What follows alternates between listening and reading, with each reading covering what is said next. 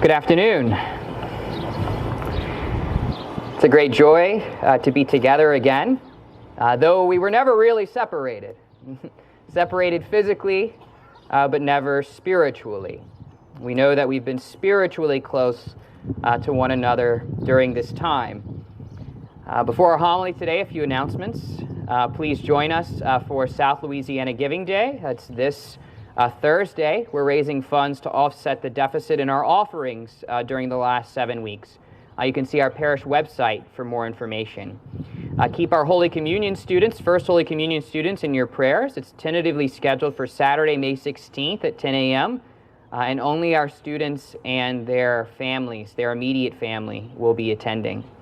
Our normal schedule resumes today. Weekday masses at 6:30 a.m. with confessions 30 minutes before. Weekend masses Saturday at 4, Sunday at 8:30, 10:30, each with confessions 30 minutes before. When I was about 6 years old, my family and I went to the Cajun Heartland State Fair. An older cousin took my sister and I from ride to ride. When it came time to ride the carousel, we waited in line. When it was our turn, my cousin told me to wait while she put my sister up on a horse. I didn't want to wait. I picked the highest horse near us, scrambled up, and immediately fell over the other side. I hit the concrete hard, losing a tooth, biting through my lip. My dad rushed me to the emergency room where I got 6 stitches, all because I couldn't wait for my cousin to help me.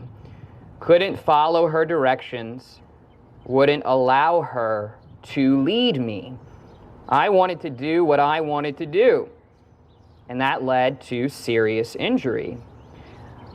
I'm not the only 6-year-old who was stubborn, and it's not just 6-year-olds who are stubborn. We all resist help sometimes, resist following someone else's directions, resist surrendering to someone else's leadership. Now, today the Lord reminds us that He is our shepherd. Good Shepherd Sunday, but I think we could also call today Good Sheep Sunday. To be human means to be like sheep, not in a pejorative sense, but to be human means that you will always be led by someone or something.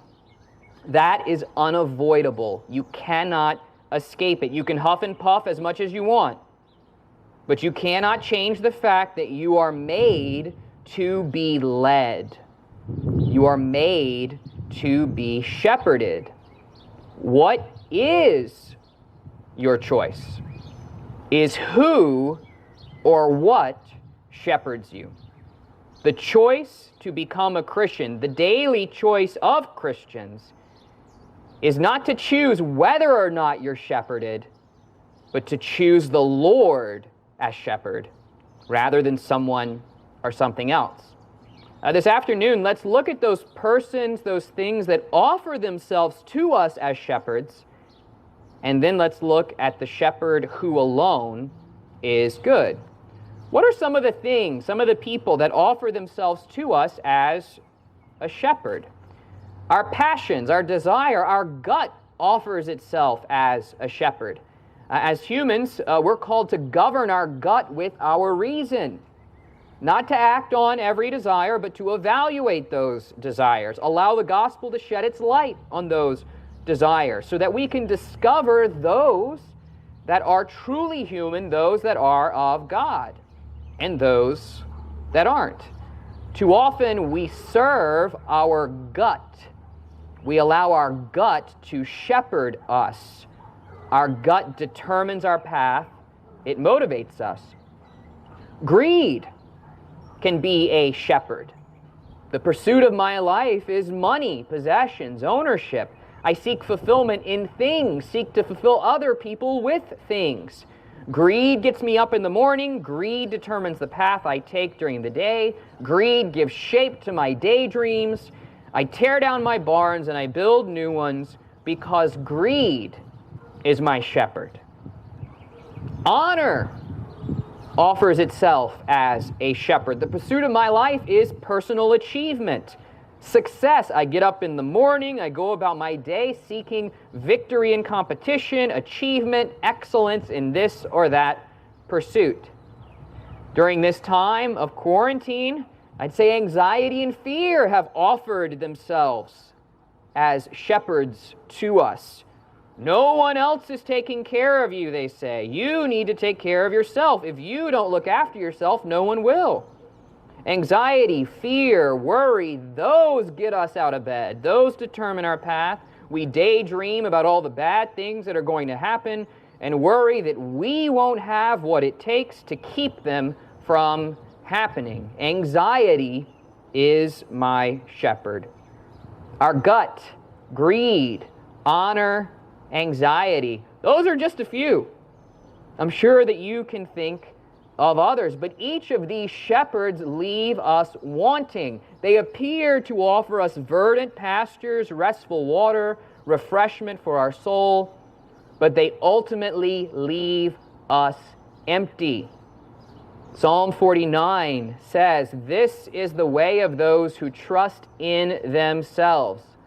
Like a herd of sheep, they will be put into Sheol, and death will shepherd them." These shepherds leave us empty. They steal us, they slaughter us, they destroy us. They leave us dead. Christ comes to free us from these shepherds, from these thieves and robbers. To be human means that we will be shepherded by someone or something. Christ is the only shepherd that gives life. There is no other. What does this mean for us? Well, first, in prayer, we need to discover who or what is shepherding us right now. What is shepherding our families right now? This afternoon, I'd like you to take for granted that someone or something other than Jesus has a hold on your heart.